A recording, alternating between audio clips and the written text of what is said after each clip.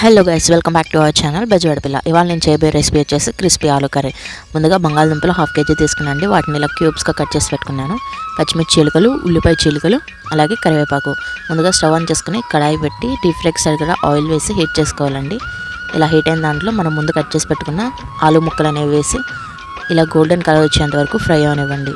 ఇలా ఫ్రై అయిన తర్వాత వీటిని ఒక ప్లేట్లోకి తీసేసుకోండి. ఈ ఆయిల్ అంతా ఆయిల్ క్యాన్లోకి వంపేసుకొని కొంచెం కర్రీకి సరిపడా ఆయిల్ వేసి అందులో పచ్చెనగపప్పు, సాయమినపప్పు, ఆవాలు, జీలకర్ర వేసి వేగనివ్వండి. ఇలా వేగిన తర్వాత ఉల్లిపాయ ముక్కలు, పచ్చిమిర్చి చీలికలు, కరివేపాకు వేసి వీటిని కూడా గోల్డెన్ కలర్ వచ్చేంత వరకు ఫ్రై అవనివ్వండి.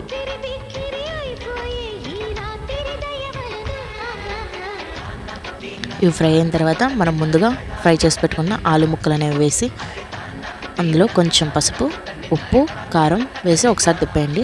లాస్ట్లో గరం మసాలా వేసి దింపేసుకోవడమే.